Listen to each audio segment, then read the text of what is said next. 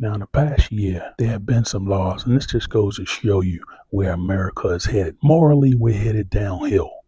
Physically and mentally, every viewer can agree with me that America is headed downhill. But morally, we're headed downhill also. And, I don't like to get political, but both sides, there are no morals. It's all about money. And in the last year, I've been reading more and more stories of child labor. And this is my own opinion. I don't have any problems with someone's son helping out around the farm at age 13 and 14. I have no problems with a young kid working at McDonald's at 14, 15, and 16 years old, or some fast food establishment. Although it's getting dangerous now where, you see videos of people snapping out on people at the cash register. But I don't see a problem there. But I'm reading more and more stories of children, 11, 10, 12 years old, working in sawmills, working in meat plants, operating forklifts, working as roofers. Now, can you imagine that? You're going to have a 12-year-old up on a roof? I mean, as a business owner, is the money that important to where you're putting children, no matter the race, you're putting children's lives in danger also that you can make an extra $5 or $6 an hour? I mean, this country is in big trouble and it's going down, folks. There's no way out. Now, we've had some big announced layoffs this week with Nokia laying off 14,000 people. And people say, hey, well, it's Nokia. No one uses their phones anymore, but Nokia is more of a network company where they lay cables and things of that nature. They're more back end, but still laying off 14,000 people. And we've had some other big layoffs, Microsoft, LinkedIn.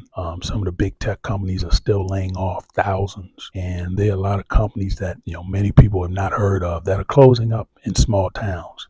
And, whenever I see a factory that's closing and 200 or 300 people are losing their jobs in these small towns in each corner of America, that's devastating to many of those communities.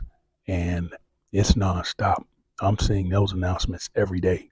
So we got big problems on that front. Now, the volume of U.S. mortgages in the U.S., of mortgage applications in the U.S., is at their lowest since 1995. And I got news for you. We're going into the 80s. We're going back to mortgage rates being 15%. And there's a good bit of the country that is at a point where they cannot save any money at all. They're living paycheck to paycheck. So there's a good possibility that we may never see the amount of homes sold in America that we did in the last decade. And what's that going to mean? Well, that's going to mean big ramifications for the home builders, for realtors, all across the board. So that's another issue to worry about. Now, gold has been in a quiet rally for the last 2 weeks, and gold just closed under $2,000 an ounce on Friday, and silver looks like it's coming along for the ride as well. And these two precious metals, they're going to be exactly that,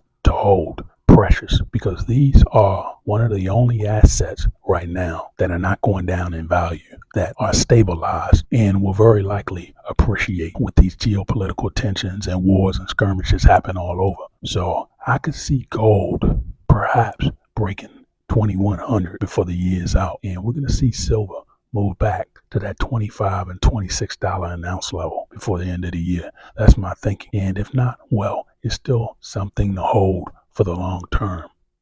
Now, if you like this type of content, please like and subscribe. Thanks for watching.